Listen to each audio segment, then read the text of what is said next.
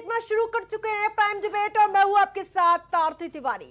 SIR और vote चोरी का दंगल अब उस दौर पर आ चुका है जहां दावे और दलीलों के साथ साथ तीखे तेवर देखने को मिल रहे हैं जो आर पार का शंखनाद कर रहे हैं। विपक्षी खेमे के आरोप पर चुनाव आयोग ने जिस अंदाज में जवाब दिया उसे तकरार और अधिक बढ़ती हुई नजर आ रही है। इंडिया गठबंधन अब चुनाव आयोग के खिलाफ महाभियोग लाने का प्लान कर रहा है। अब आंकड़ों के अंकगणित में महाभियोग के पास होने का गणित भले ही कमजोर हो, लेकिन विपक्ष शक्ति प्रदर्शन करने के लिए बेकरार नजर आ रहा है। एक और विपक्ष वोटर लिस्ट के मुद्दे को लेकर जनता के बीच माहौल बनाने का प्रयास कर रहा है, तो दूसरी ओर बीजेपी और जेडीयू को लगता है कि इसका विपक्ष को कोई फायदा नहीं होने वाला है। बीजेपी का आरोप है कि विपक्ष घुसपैठियों को वोटर बनाने की कोशिश कर रहा है। पहले आपको दिखाते हैं वार पलटवार। हमने कुछ दिन पहले देखा कि कई मतदाताओं की फोटो उनकी अनुमति के बिना मीडिया के समक्ष रखी गई, उनके ऊपर आरोप लगाए गए, उनका इस्तेमाल किया गया। क्या अपनी माताओं, बहुओं, बेटियों सहित किसी भी मतदाता की सीसीटीवी वीडियो चुनाव आयोग को साझा करनी चाहिए क्या? मतदाता सूची में जिसका नाम होता है वही अपने प्रत्याशी को चयनित करने के लिए वोट डालता है। लोकसभा के चुनाव की प्रक्रिया में 1 करोड़ से भी अधिक कर्मचारी, 10 लाख से भी अधिक बूथ लेवल एजेंट्स, 20 लाख से भी अधिक प्रत्याशियों के पोलिंग एजेंट्स चुनाव के लिए कार्य करते हैं। इतने सारे लोगों के समक्ष इतनी पारदर्शी प्रक्रिया में क्या कोई भी मतदाता वोट की चोरी कर सकता है? कुछ मतदाताओं द्वारा दोहरे मतदान के आरोप लगाए गए, सबूत मांगने पर जवाब नहीं मिला। ऐसे मिथ्या आरोपों से न तो चुनाव आयोग डरता है और न ही कोई मतदाता। जब चुनाव आयोग के कंधे पर बंदूक रखकर भारत के मतदाताओं को निशाना बनाकर राजनीति की जा रही हो, तो आज चुनाव आयोग सबको स्पष्ट करना चाहता है कि चुनाव आयोग निडरता के साथ सभी गरीब, अमीर, बुजुर्ग, महिला, युवा सहित सभी वर्गों और सभी धर्मों के मतदाताओं के साथ बिना किसी भेदभाव के चट्टान की तरह खड़ा था, खड़ा है और खड़ा रहेगा। वोटर लिस्ट में नाम था और उनका नाम वोटर लिस्ट से काट दिया गया। भाई और बहनों, इलेक्शन कमीशन और बीजेपी के बीच में पार्टनरशिप चल रही है। ये मिलकर वोट चोरी कर रहे हैं। इस बात से आप सहमत हैं? बिहार इस बात से सहमत है? ये आपका अधिकार है, संविधान आपको ये देता है। इसके लिए आप लड़े हो, आप मेहनत करते हो और ये नरेंद्र मोदी, अमित शाह और इलेक्शन कमिश्नर मिलकर आपसे छीन रहे हैं।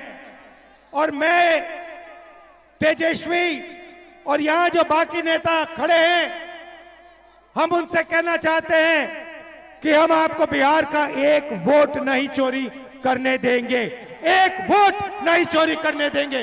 इस बार बिहार में एनडीए को खाट फेंकेंगे और अगले बार जब भी लोकसभा चुनाव होगा तो राहुल गांधी जी को प्रधानमंत्री हम लोग बनाने का काम करेंगे।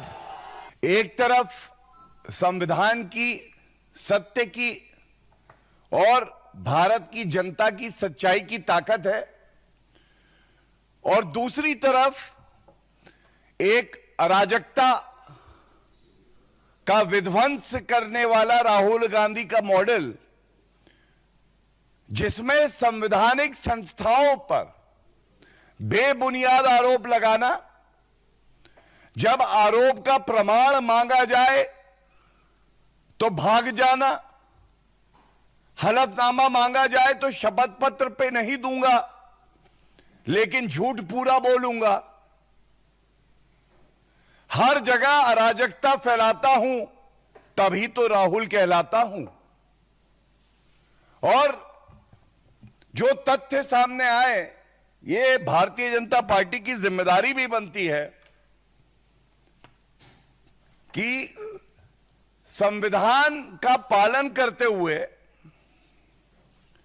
जो आरोप तमाम विपक्षी दल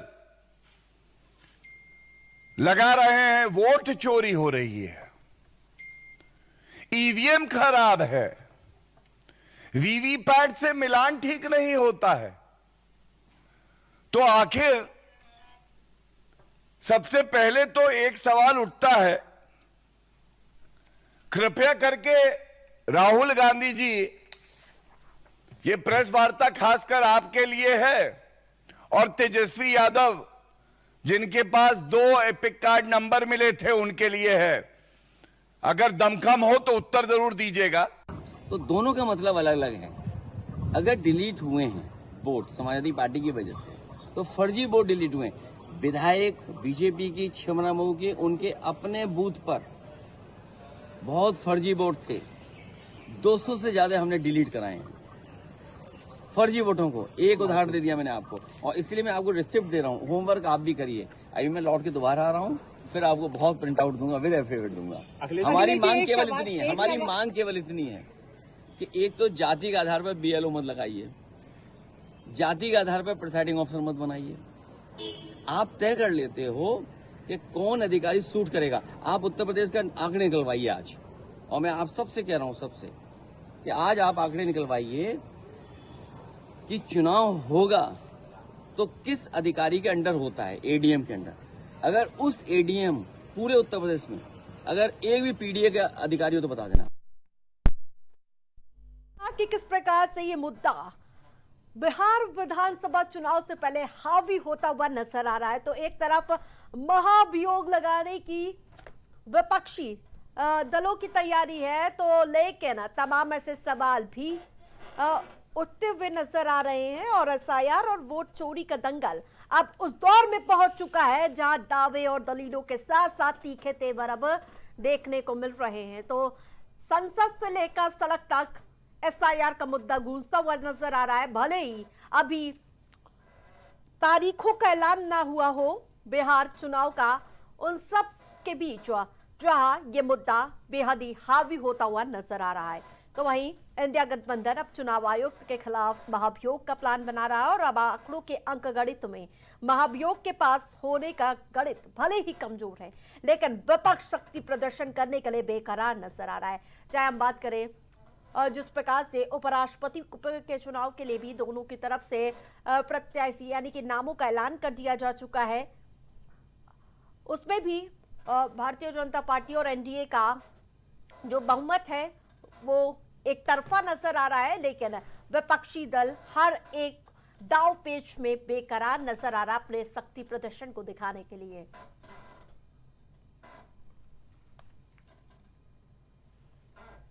तो पैनलिस्ट की मौजूदगी है, उनका परिचय कराते हैं, फिर चर्चा में चलते हैं और जानने का प्रयास करते हैं कि आखिरकार एसआईआर का मुद्दा और कितना खास होने वाला है। विकास पांडे भारतीय जनता पार्टी से हमारे साथ जुड़ चुके हैं, जबकि उज्जवल पाठक कांग्रेस पार्टी से हमारे साथ जुड़ चुके हैं, मनमोहन अग्रवाल वरिष्ठ पत्रकार हमारे साथ जुड़ चुके हैं। लेकिन सबसे पहले विकास जी, आप कितना भी प्रेस कॉन्फ्रेंस कर विपक्षी दलों पर निशाना साध लीजिए, लेकिन विपक्ष मानने को तैयार नहीं है। उनका यही कहना है कि चुनाव आयोग और बीजेपी के साथ गांठ है, और अब तेजस्वी यादव भी कह रहे हैं बिहारियों को आप टूना नहीं लगा पाएंगे। बहुत बहुत धन्यवाद पहले तो आरती जी आपका। आरती जी, भारतीय जनता पार्टी किसको चूना लगाती है और किसको नहीं लगाती है, ये बात तेजस्वी यादव बहुत अच्छे से जानते हैं, क्योंकि तेजस्वी यादव को बिहार की जनता ने कई बार चूना लगाया है और कांग्रेस पार्टी को तो लगातार कई राज्यों में चूना लग रहा है, जनता बराबर इनके चूना लगा रही है। तो मुझे लगता है कि ये अपनी खींच भारतीय जनता पार्टी पर उतार रहे हैं, इससे ज्यादा आगे की चीज कोई है नहीं। देखिए, बड़ी व्यवहारिक दृष्टिकोण की बात है।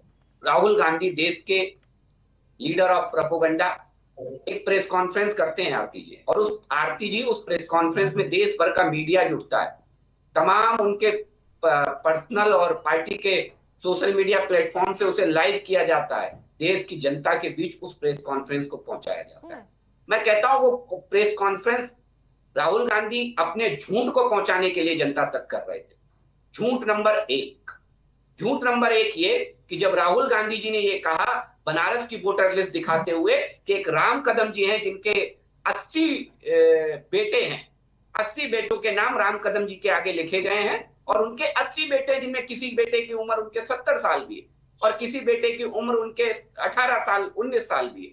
तो मुझे लगता है राम कदम जी के जिन बेटों का जिक्र किया, उस पर जब तथ्यात्मक विश्लेषण हुआ और चीजें सामने आई तो समझ में आया कि राहुल गांधी जी जो जनेऊ दिखा रहे थे वो वाकई में बड़ा फर्जी जनेऊ था, क्योंकि राहुल गांधी जी का जो डीएनए है वो निश्चित तौर पर सनातन से कहीं मेल नहीं खाता, क्योंकि उन्हें ये पता होना चाहिए सनातन की संस्कृति में गुरु और शिष्य की परंपरा में जब गुरु का नाम आता है तब जाकर के वोटर लिस्ट में भी गुरु का नाम पिता की जगह आ सकता है वोट बनने के लिए भी। और इसके ठीक दूसरा विषय आता है, जब एक झूठ नंबर 1 और झूठ नंबर 2 पे आता हूं मैं।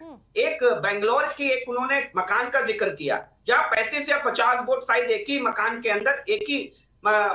अंदर बने हुए थे, और जब वहां पर कर्नाटक के अंदर देखिए सरकार किसकी है, कांग्रेस पार्टी की। कर्नाटक के अंदर बीएलओ किसने बनाया, सरकार ने, लोकल की सरकार बीएलओ देती है चुनाव आयोग को, कांग्रेस पार्टी की सरकार ने बीएलओ दिया चुनाव आयोग।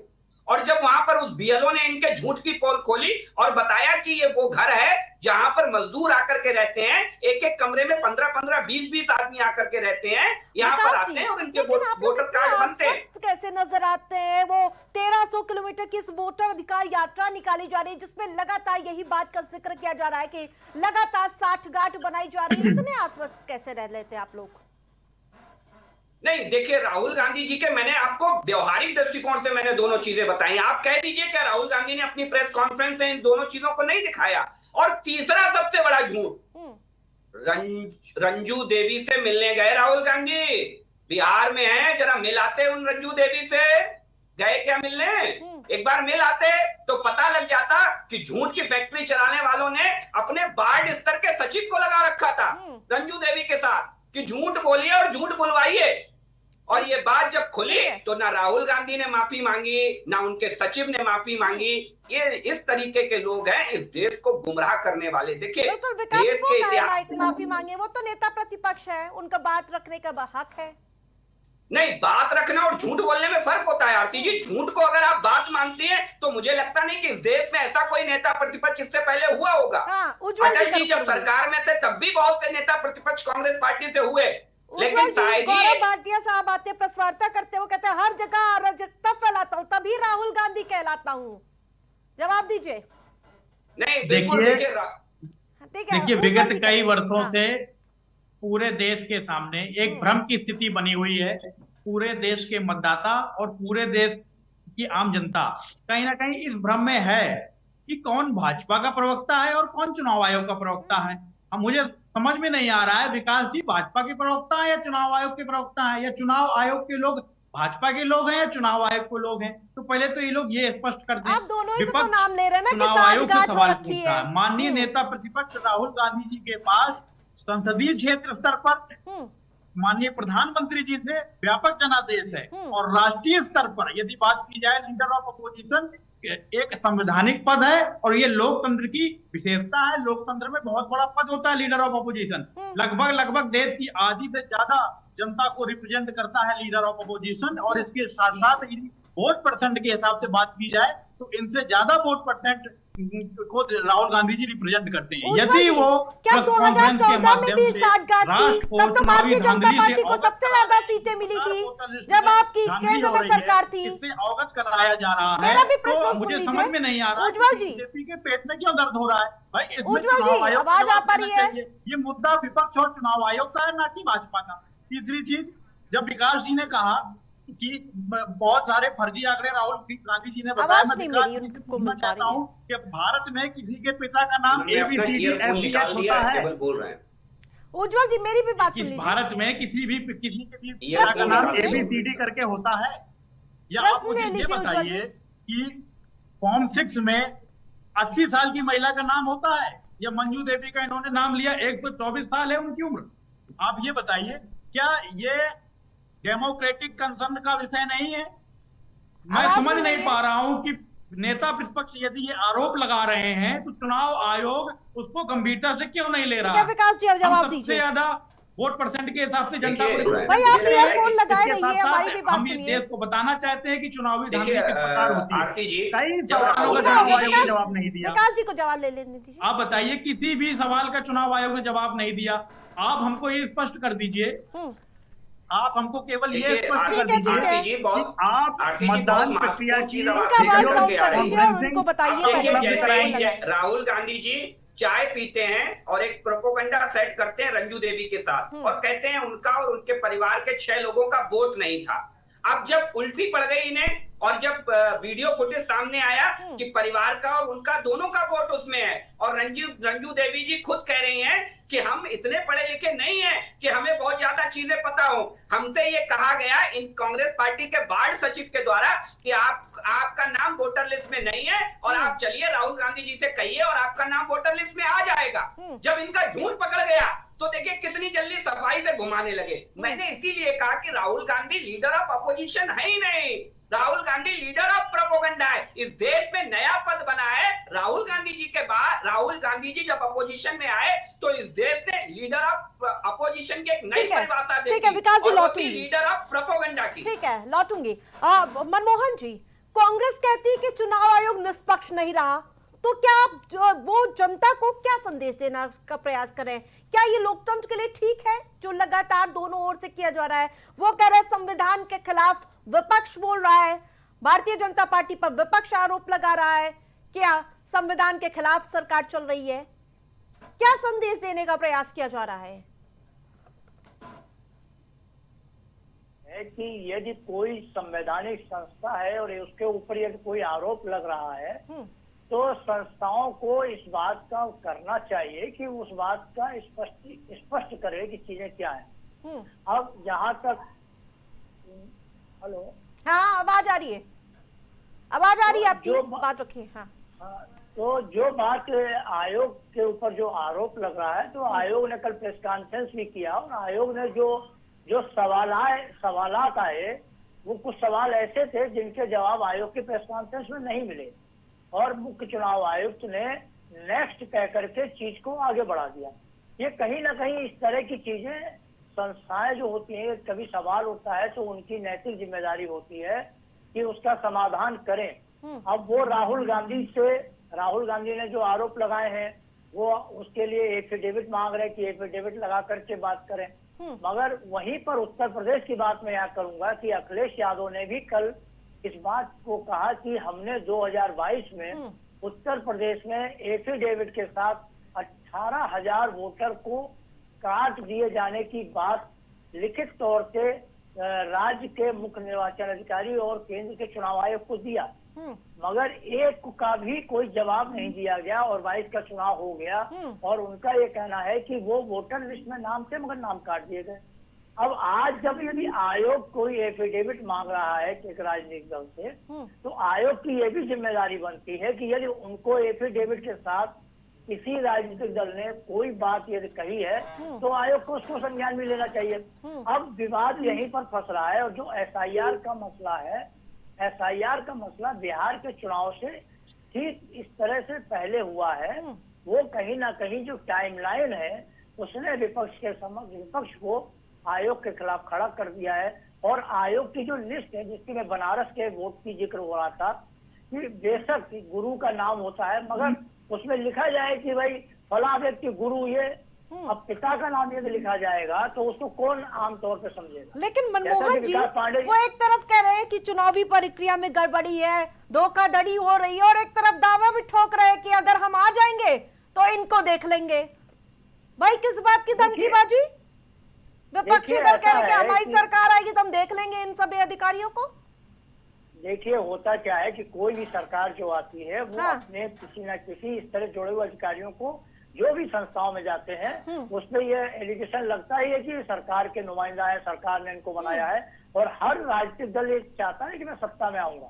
यदि वो राहुल गांधी या तेजस्वी यादव ये बात को कह रहे हैं कि हम सत्ता में आएंगे, या अखिलेश यादव ये बात को कह रहे हैं कि हम सत्ता में आएंगे तो देख लेंगे, वो नेचुरल है कि देखिए वो एक पब्लिक मीटिंग है, उसमें बोलना है, करना है, मगर सत्ता में जब आएगा व्यक्ति तो क्या समीकरण बनेगा एक अलग बात है। मगर ये एक तरह से जैसे चुनाव आयोग की भी धमकी, कल की प्रेस कॉन्फ्रेंस को भी आप देखिएगा तो चुनाव आयोग ने भी एक तरीके से राजनीतिक दलों को धमकी दिया विपक्ष को, और वही काम राहुल गांधी कर रहे हैं या विपक्ष कर रहा है। मगर मैं ये कहना चाहता हूँ कि जो बात राहुल गांधी ने ये कर्नाटक को लेके, बनारस को लेके उठाई है, ये 2022 में उत्तर प्रदेश में 18,000 नाम काटने का एफिडेविट ये ठीक है। किसी एक राजनीतिक दल ने लौटूंगी दिया आयोग आपको। को, तो उस पर क्यों नहीं हाँ, आयोग ने बिल्कुल संज्ञान लिया? बहुत वाजिब सवाल आपने उठाया विकास जी। भाई, आज जब देखिए, वोटर आप लिस्ट में किसी से- गड़बड़ियों की बात सामने आ रही है तो क्या ये चुनाव आयोग की नाकामी न कहे इसे?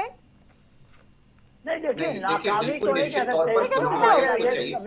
रुकना होगा, विकास जी से सवाल है। देखिए आरती जी, बहुत सुंदर बात कही आप, और विश्लेषक साथी ने भी, मुझे लगता है कि भले ही अखिलेश यादव जी की उस बात का हवाला दिया हो, लेकिन तमाम ऐसी चीजें रही। आप देखिए, एक बात बड़ी बुनियादी निकल करके आती है, जिसका आपने भी जिक्र किया और मैंने भी कई डिबेट चैनल में ये बात कही कि जब कांग्रेस पार्टी हमारी साठगांठ की बात करती है चुनाव आयोग के साथ, तो हमारी भी ये नैतिक जिम्मेदारी बन जाती है कि चीजों को क्लियर करें, और क्लियर करके हम ये बताएं कि 2014 में उत्तर प्रदेश के अंदर भारतीय जनता पार्टी को 73 लोकसभा सीटें मिली थी, 73 ऑल टाइम हाई। शायद इतनी सीटें कभी उत्तर प्रदेश में किसी राजनीतिक दल को नहीं मिली, इतनी सीटें मिली थी।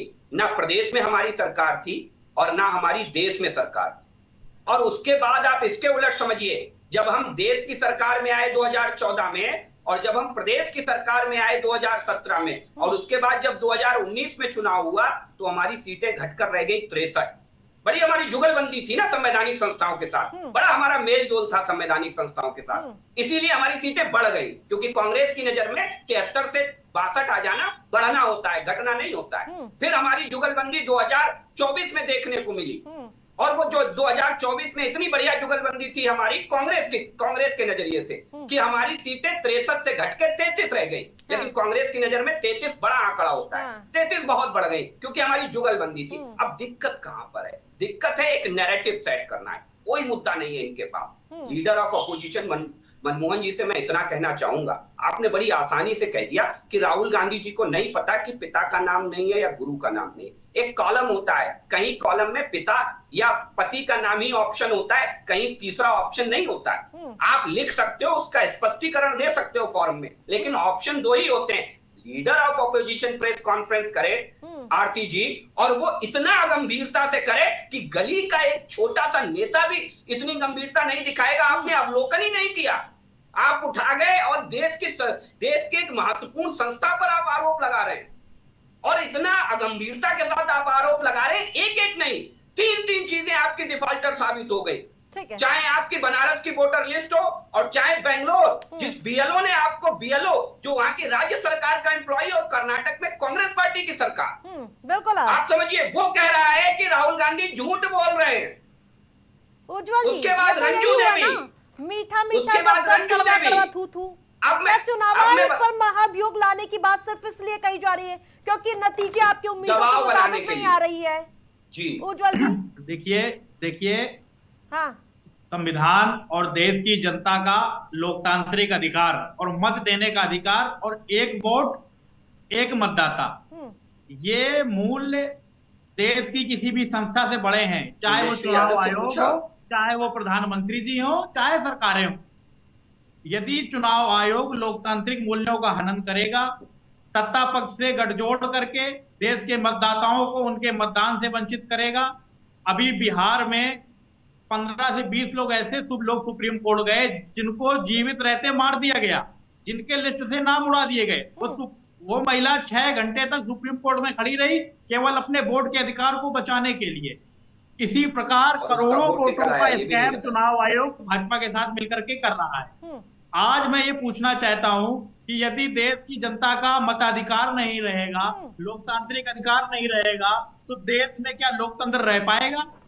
यदि हम एक जिम्मेदार रचनात्मक विपक्ष होने के नाते आंकड़ेवार तथ्यात्मक रूप से चुनाव आयोग के समक्ष पूरी सूची जारी कर रहे हैं, और वो हमारी सूची नहीं है, वो चुनाव आयोग ने हमको आरटीआई के माध्यम से सूची दी थी, उसी में हमने गलतियां निकाली। हैरानी की बात तो उज्जवल जी ये हो जाती है, आप 1300 किलोमीटर लंबी वोटर अधिकार यात्रा निकाल रहे हैं, लेकिन जो असल मुद्दे हैं डबल इंजन सरकार को घेरने के, वो तो पूरी तरह से गायब थे। देखिए, बिहार में मैं आपको स्पष्ट करना चाहता हूँ कि जब जनता का वोट का अधिकार बचेगा तभी जनता के बाकी हित साधे जा सकते हैं। आज हमसे चुनाव आयोग एफिडेविट मांग रहा है, आज आप वोटर आईडी रद्द कर रहे हैं, कल आप राशन कार्ड रद्द करेंगे, परसों मनरेगा रद्द करेंगे, पूरी जमीनें आप उद्योगपतियों को दे देंगे। अभी असम से एक मामला सामने आया है, गुवाहाटी हाई कोर्ट ने 3000 बीघा जमीन अभी वहां की जनता को सौंपी है। वहां की वर्तमान सरकार ने 3000 बीघा जमीन सीमेंट बनाने वाली कंपनी को दे दी, अभी हाई कोर्ट ने वहां की जनता को सौंपी है। तो इस प्रकार इनकी पूंजीवादी और उद्योगपति समर्थित नीतियों से देश की जनता आज पिस रही है। धीरे धीरे उनके लोकतांत्रिक अधिकारों को हनित करके चुनाव आयोग के साथ देश की जनता को अपंग बनाने का प्रयास किया जा रहा है। और हम ये आश्वस्त करना चाहते हैं कि माननीय नेता प्रतिपक्ष राहुल गांधी जी के नेतृत्व में पूरा विपक्ष एकजुट होकर के भारत की जनता के मताधिकार को बचाने के लिए प्रतिबद्ध है और सड़क से संसद तक प्रतिबद्ध रहेगा। और इसी के लिए हम बिहार में मतदाता अधिकार यात्रा निकाल रहे हैं, बिल्कुल विकास जी, जिसमें पूरी विपक्षी पार्टियां एकजुट है और एकजुटता के बिल्कुल। साथ क्या हर बार वोटर लिस्ट में धांधली के आरोप लगाकर खारिज नहीं होने बीजेपी विपक्ष की आवाज को दबाने का प्रयास कर रही है क्या? देखिए, मुझे लगता है कि राहुल गांधी अपनी नाकामियों को से ध्यान भटकाने के लिए यात्रा निकाल रहे हैं, और ठीक वैसे ही निकाल रहे हैं जैसे इन्होंने भारत जोड़ो यात्रा निकाली और उसका दूसरा पार्ट था भारत जोड़ो न्याय यात्रा। आपको याद हो इस ड्यूरेशन वो यात्रा जहां जहां से निकली, चाहे मध्य प्रदेश हो, चाहे गुजरात हो, और चाहे हरियाणा हो, चाहे राजस्थान हो, इन सारे राज्यों में कांग्रेस का सुपड़ा साफ हो गया। तो मुझे लगता है राहुल गांधी जी, अब इसका एक चीज और आप समझिए बहुत व्यवहारिक है, आप बार बार इस देश के चुनाव आयोग को कटघरे में खड़ा करते हैं, लेकिन ये क्या गंभीरता का विषय है? कभी राहुल गांधी जी अभी दोबारा आपको देखे, ये बहुत गंभीर विषय है, आप आरोप तो लगाने चुनाव आयोग पे आ गए, लेकिन जैसे ही आपके आरोपों की खामी आपके सामने आई, राहुल गांधी जी उस पर मौन हो गए। एक भी सवाल का जवाब ना रंजो देवी के केस में जवाब देते नजर आ रहे हैं राहुल गांधी, ना बेंगलोर के केस में जवाब देते नजर आ रहे हैं राहुल गांधी, और ना बनारस की उस वोटर लिस्ट में जो खामी बता रहे थे उसको लेकर के जवाब देते नजर आ रहे हैं राहुल गांधी। क्या लगता है आपको लीडर ऑफ अपोजिशन इतना गंभीर होना चाहिए? देश को याद है आज भी आरती जी, 1952 का आम चुनाव था और रामपुर की सीट से प्रत्याशी चुनाव लड़ रहे थे मौलाना आजाद, और मौलाना आजाद जी लगभग 20,000 वोटों से चुनाव हार जाते, और इसकी घोषणा बाकायदा लाउड स्पीकर पर कर दी जाती है। विपक्षी उम्मीदवार जीत की खुशियां मनाने लगते हैं, ढोल नगाड़े बजाने लगते हैं, लेकिन वैसे ही तत्कालिक यहाँ गोविंद वल्लभ पंत जो सीएम साहब थे, उनके पास नेहरू जी का फोन आता है और नेहरू जी कहते हैं कि हमें हर हाल में मौलाना आजाद जी जीते हुए चाहिए, हर हाल में मौलाना आजाद जी जीते हुए चाहिए। वल्लभ पंत जी कहते हैं कि ये कैसे संभव है? बोले ये आप जानो, अन्यथा कल आप मुख्यमंत्री नहीं रहेंगे। गोविंद वल्लभ जी फोन करते हैं वहां के डीएम को और कहते हैं कि आप कुछ भी करिए, हमें मौलाना आजाद जी जीते हुए चाहिए। ये होता है ये होती है वोट चोरी, ये होती है वोट चोरी। अब मैं बताता हूं आपको, ये होती है वोट चोरी। उपचुनाव में यही दाव पेच चल दिया था क्या आप लोगों ने, जो लगातार विपक्षी दल आरोप लगा रहे हैं उपचुनाव में 10 सीटों पर? जब मैंने तो आम चुनाव का जिक्र कर दिया, आप उपचुनाव की बात कर रही हैं। और सबसे बड़ी बात समझिए, तब ना इस देश में कोई बहुत मजबूत विपक्ष था और बहुत मजबूत चीजें थी। आज तो बहुत मजबूत विपक्ष है इस देश में। मनमोहन जी क्या कहिएगा? ये कांग्रेस आज की कांग्रेस भटक चुकी है। आरती जी, अभी जो बाई इलेक्शन, जो आपने उपचुनाव की बात की, उपचुनाव आमतौर पे ये माना जाता है कि जो सरकार होती है उसका ही उपचुनाव उसी का होता है, तमाम समीकरण वो बैठते हैं। मगर मुझे विकास जी ने बात, ये परंपरा भी भाजपा द्वारा स्थापित है। प्रमाण तो आज नहीं मिल सकता कि कन्नौज भूल गए होगा। विकास कन्नौज पार्टी को नहीं याद आया, कहाँ से लाए हैं ये मुझे नहीं पता, मगर मैं समझता हूँ शायद उस दौर में इस तरह की बातें कैसे रही होंगी, क्या रहेंगी। मगर मुद्दा प्रामाणिकता से कह रहा हूँ मनमोहन जी, आप जाकर के चेक कर लीजिए। तो मैं एक बार फिर कहूंगा कि देखिए, चुनाव आयोग पे जब सवाल खड़ा हुआ, मामला सुप्रीम कोर्ट में गया, बिहार में 65 लाख मतदाताओं को नाम काटने की बात आई, आयोग ने कहा हम लिस्ट नहीं देंगे। आफ्टर ऑल फिर क्या हुआ, सुप्रीम कोर्ट को कहना पड़ा और चुनाव आयोग को आज उसको लिस्ट को जारी करना पड़ा। तो ऐसी चीजें क्यों? यदि देखिए, देश की जो संवैधानिक संस्थाएं हो, चाहे चुनाव आयोग हो या कोई और भी हो, इन सबका अपना दायित्व है। लेकिन मनमोहन जी, बिहार एक बड़ा राज्य है, तो क्या सिर्फ वोटर लिस्ट का मुद्दा रह जाना, महंगाई, शिक्षा, स्वास्थ्य, बेरोजगारी, क्राइम, आप देख रहे हैं किस प्रकार से देखने को मिल रहा था, वो तो पूरी तरह से ओझल हो चुका है। देखिए आरती जी, ऐसा है, अभी जो इशू चला है, जैसे चुनाव है, अभी इन्होंने वोट चोरी यात्रा निकाली, राहुल गांधी जो बिहार में करे, बिहार में नवंबर में चुनाव है। अब एक ये इसके माध्यम से एक जनमत तैयार करने का उनका अपना राजनीतिक एजेंडा हो सकता है। अब देखिए, बिहार में मुद्दे बहुत हैं, मगर जिन मुद्दों की बात होती है वो धीरे धीरे डाइल्यूट हो जाते हैं। अभी बिहार में जैसे ऑपरेशन सिंदूर के बाद प्रधानमंत्री जी बिहार गए और उन्होंने ऑपरेशन सिंदूर के मुद्दे को उठा करके, और ये स्वाभाविक है कि पाकिस्तान के खिलाफ ऑपरेशन सिंदूर हुआ, पहलगांव घटना के बाद तो जवाब दिया, भारत ने बहुत मजबूत जवाब दिया, तो प्रधानमंत्री जी उसकी बात किया। अब उसके बाद धीरे धीरे अब ये चीजें हैं, अब आयोग की तरफ विपक्ष जो है आयोग को लेकर के मुद्दा उठा रहा है। तो ये बात तो जो यात्रा निकलेगी उसी पर कर रहे हैं, जबकि बिहार में मुद्दे बहुत हैं, अभी बाढ़ खत्म नहीं हुई है, वहां उसकी है, पलायन का मुद्दा है, बेरोजगारी का मुद्दा है। ये देखिए, होता क्या है कि जो मुद्दे होते हैं, चुनाव आते आते वो मुद्दे जो है धीरे धीरे डाइल्यूट होकर के चीजें दूसरे दिशा में चली जाती है। अरे भाई, यहाँ तो पूरा चुनाव ही डिक्लेयर किया जा रहा है कि भाई गठबंधन की सरकार आ रही है। ये देखिए, कहा ही जा रहा है ना, गठबंधन तो है ही है, जैसे एक इंडिया गठबंधन है, ऐसे एनडीए गठबंधन है।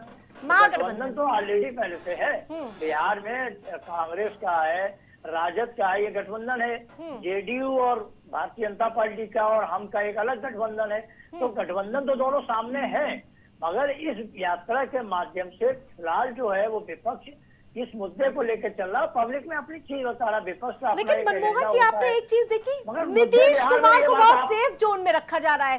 क्या इस बात का इंतजार किया जा रहा है कि जरूरत पड़ेगी तो साथ ले लिया जाएगा, इसीलिए ज्यादा निशाना ना साधिए? देखिए, एक्चुअली में जो मुद्दा है बिहार में, नीतीश कुमार आज छोटे पार्टनर है, भारतीय जनता पार्टी बड़े पार्टनर है, तो ये संशय बना था। मगर अब 3 महीने का चुनाव है, छोटे कैसे, जिधर नीतीश चलते हैं वही सरकार बन जाती है। वो तो बिहार में मुख्य रहते हैं ना। नहीं, देखिए, रहते हैं, उन्होंने तो आरजेडी के साथ भी लेकर के लंबे समय तक सरकार चलाई, उन्होंने पहले बीजेपी के साथ चलते सरकार चलाई, उन्होंने एक समय ऐसा था कि प्रधानमंत्री नरेंद्र मोदी जी जब गुजरात के मुख्यमंत्री थे और नीतीश के बीच में जबरदस्त 36 का आंकड़ा था, फिर वही बात आई घूम करके, प्रधानमंत्री आज भारतीय जनता पार्टी के साथ मिलकर सरकार चला रहे हैं। क्योंकि ये राजनीतिक दलों का अपने अपने पे समय समय पर अपनी अपनी चीजों को ये लोग अपनी सुविधा उज्जवल जी बताइए, बदलते रहते हो। बिहार में आज भी सरकार चल रही है, कल क्या होगा, चुनाव के बाद क्या समीकरण बनेगा, देखिए जैसा आपने कहा कि देखिए, आज ये लोग नीतीश कुमार जी को नजरअंदाज नहीं कर सकते। विगत वर्ष से ये लोग नीतीश कुमार जी और चंद्रबाबू जी को ऊर्जा खुश करने में पूरी सरकार लगी हुई है। जानते हैं कि हमारी इतनी राजनीतिक औकात नहीं है कि हम अकेले आज कहीं भी चुनाव लड़ पाए और जहां तक उपराष्ट्रपति जैसे पदों पर भी निर्वाचन करवा पाए। आप ये बताइए मुझे, आपने पहली बार सुना होगा कि आप थाने में जाए, FIR करने जाए या पुलिस के खिलाफ किसी प्रकार का कोई आरोप लगाए तो थानेदार आपसे कहते हैं एफिडेविट दो। आज ये वही बात हो गई है। तो आज यदि कोतवाल किसी फरियादी से एफिडेविट मांगे या प्रतिवादी किसी वादी से एफिडेविट मांगे, ये तो बहुत हास्यास्पद बात हो जाएगी। तो यदि आपने पूछा कि बिहार में जो मुद्दे हैं, बिहार में आज भी पलायन हो रहा है। 20 साल भाजपा नीतीश जी की सरकार रही, आज भी बिहार की जनता पलायन कर रही है। तो लॉ एंड ऑर्डर के मामले में देख लीजिए, रोज हत्याएं हो रही है, रोज फिरौती मांगी जा रही है, रोज अपहरण हो रहे हैं। तो ये सरकार एक बहुआयामी तरीके से विफल सरकार है। तो आज मैं आपको बता देना चाहता हूं, बिहार में परिवर्तन तय है। हम केवल इस अधिकार यात्रा के माध्यम से और अपनी एकजुटता के माध्यम से देश को संदेश देना चाहते हैं कि आपको अपने मताधिकार के संदर्भ में जागरूक होना पड़ेगा, क्योंकि हम तो गठबंधन आरजेडी से करते हैं, उज्जवल जी, CPI से करते हैं, या महाभियोग लाने के लिए क्या आपके पास नंबर है? देखिए, हाँ, इस बार 2024 का जो जनादेश रहा है वो व्यापक रहा है और जनता ने कहीं ना कहीं हमको एक मजबूत विपक्ष की भूमिका का जनादेश दिया है। लेकिन नंबर तो ये फिर भी नहीं है ना सर। मैं बता रहा हूँ, मैं आ रहा हूँ। ये देखिए, ये तो हाउस के अंदर की स्थितियां हैं, हमारे पास बहुमत है या नहीं है। देखिए, नैतिक रूप से भाजपा के लोग भी हमारा समर्थन करेंगे। यदि हम महाभियोग लाएंगे तो हमें विश्वास है भाजपा के सांसद जनता है, वो भी गुप्त मतदान कर सकते हैं, तो इसमें कोई बड़ी बात नहीं है। तो मैं तो भाजपा के साथियों को भी आमंत्रित करूंगा कि आप भी हमारे साथ इस लोकतंत्र को बचाने की लड़ाई में आइए, और साथ में एनडीए के सांसदों से भी कहूंगा कि हम आप विपक्ष के साथ आइए, लोकतंत्र को बचाइए। मोदी जी और अमित शाह जी की तानाशाही लंबे समय तक नहीं चलने वाली। देश की जनता जान गई है कि आज देश संविधान से चलेगा, बाबा साहब अम्बेडकर के नियम और कानूनों से चलेगा, जो उन्होंने त्याग करके देश को दिया। ये संविधान गोडसेवादियों से नहीं चलेगा। ठीक है विकास जी, आप लोग कह रहे हैं कि विपक्ष घुसपैठियों का समर्थन करना चाहता है, वोटर लिस्ट में ऐड कराना चाहता है, लेकिन ये कैसे पॉसिबल है? विपक्ष घुसपैठियों को वोटर कैसे बना सकता है? क्या आपके पास कोई ठोस डेटा या सबूत, या फिर डर फैलाने की राजनीति खाली? अब मैं बता देता हूँ। बहुत अच्छी बात कही आपने, क्योंकि मैं उसी मुद्दे पे आने वाला हूं। राहुल गांधी जी की जो वोटर अधिकार यात्रा है, दरअसल ये वोटर अधिकार यात्रा नहीं है, ये रोहिंग्या बांग्लादेशी अधिकार यात्रा है। और क्यों है? क्योंकि राहुल गांधी जी के ऊपर एक कहावत बहुत अच्छी फिट बैठती है, झूठ ही लेना, झूठ ही देना, और झूठ ही भोजन, झूठ ही चबेना। ये राहुल गांधी जी का सुबह से नाश्ते से लेकर के और रात के डिनर तक झूठ का मैंने मेन्यू आपको बता दिया। और सबसे बड़ी बात समझिए, राहुल गांधी जी के ऑफिशियल ट्विटर हैंडल से कांग्रेस के उनकी यात्रा का रोडमैप जारी हुआ है। और इस रोडमैप की एक अच्छी बात बताऊं आपको, पूर्णिया 39% मुसलमान, अररिया 43% मुसलमान, दरभंगा 23% मुसलमान, सुडौल 19% मुसलमान, पूर्वी चंपारण 20% मुसलमान, पश्चिमी चंपारण 24% मुसलमान, किशनगंज 68% मुसलमान, भागलपुर 18% मुसलमान, सीतामढ़ी 23% मुसलमान। ये इनके रोड मैप है राहुल गांधी का।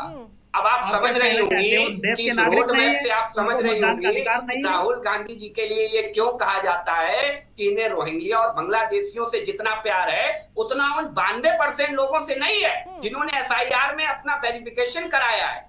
उन लोगों से इन्हें बिल्कुल प्यार और मोहब्बत नहीं है। इन्हें उन लोगों से प्यार और मोहब्बत है जिन्हें ये अपना वोट बैंक मानते हैं, इसीलिए उन्हीं इलाकों में घूम रहे हैं और बता रहे हैं चिंता ना करिए, हम आपके लिए लड़ रहे हैं, हम सबसे लड़ जाएंगे, लेकिन हम रोहिंग्या को वोटर बना के मानेंगे, हम बांग्लादेशियों को वोटर बना के मानेंगे। लेकिन ये वोटर कैसे आ गए भाई? आपकी सरकार है केंद्र में, कैसे घुस गए? ये भी तो सुरक्षा कैसी है? इसीलिए तो हम वोटर नहीं बनने दे रहे हैं। हम एनआरसी लेकर के आए, सबसे ज्यादा पेट में दर्द किसे हुआ? आज चिल्लाते घूम रहे हैं, किसे हुआ? इन्हीं लोगों को हुआ ना, इन्हीं लोगों को हुआ। हम ही लेकर के आ रहे थे ना एनआरसी। क्यों दर्द हुआ भाई? क्यों चाहते हो आपकी एनआरसी नहीं होनी चाहिए? एसआईआर बिहार में अभी आप कहेंगे वोट कट गए, ये हो गया वो हो गया, और जब बिहार में एसआईआर आएगा तो वोट क्यों कट गए? वोट क्यों कट गए? आप समझ रहे हो? ये दोहरी नीति है। उत्तर प्रदेश के अंदर एक इनके नेता कहते हैं नहीं साहब यहाँ वोट बहुत कटे, वोट बेतरतीब बने हुए हैं, ज्यादा है। दूसरी चीज, राहुल गांधी जी से कान में कहिएगा कि जरा एक बार, ठीक है आप रंजू देवी जी के यहाँ नहीं गए, लेकिन पूरी यात्रा में हमें उनके साथ तेजस्वी यादव नजर आए ना, आप सबने देखा होगा। कान में पूछ लेते धीरे से, क्यों गुरु 2 वोटर कार्ड काहे बनवा रखे थे आपने? जरा पूछते ना उज्जवल जी, जरा कहिए अपने नेता से, राहुल गांधी से, बगल में खड़े थे, कान में पूछ लेते। पब्लिकली नहीं पूछते कि 2 वोटर कार्ड काहे बनवा के घूम रहे थे। बड़े नेताओं की ये स्थितियां हैं, और उन नेताओं की जो आज इंडी गठबंधन का हिस्सा है। हाँ। दूसरी चीज, एक बहुत महत्वपूर्ण बात उज्जवल जी ने कही। उज्जवल जी आप कहते कहते कह गए, लेकिन जनता को वो मर्म पता होना चाहिए। ठीक है उज्जवल जी, हम अकेले चुनाव नहीं लड़ रहे हैं, हम अकेले चुनाव नहीं लड़ पाए, ठीक है, लेकिन जरा गिरेबान में झांकिए। शहंशाह आलम देश में और प्रदेशों में सरकारें चलाते थे, अकेले दशकों तक देश में और प्रदेशों में सरकारें रहती थी, फुल प्रेस बहुमत। क्या हुआ साहब, क्या हुआ बंगाल में? 0। क्या हो रहा है दिल्ली में? 0। क्या हो रहा है बिहार के अंदर? पीछे बैठे हैं कैरियर पे आप। उत्तर प्रदेश के अंदर तो वो हैसियत है कि अगर अखिलेश यादव हाथ ना रखें, आपको आशीर्वाद ना दे, तो आपके राहुल गांधी भी चुनाव नहीं जीत पाए, राहुल गांधी भी चुनाव नहीं जीत पाए। तो ये मुझे लगता है एक बार एनालिसिस नहीं करना चाहते हैं, प्रॉब्लम ये है। विकास जी से मैं ये पूछना चाहता हूँ कि यदि बिहार में रोहिंग्या हैं, बांग्लादेशी हैं, म्यांमार के लोग हैं, बाहरी घुसपैठिए हैं, तो इसके आधार पर माननीय प्रधानमंत्री जी को इस्तीफा दे देना चाहिए, क्योंकि बिहार से दिल्ली की सरकार चल रही है। आप भी इस्तीफा दे दीजिए।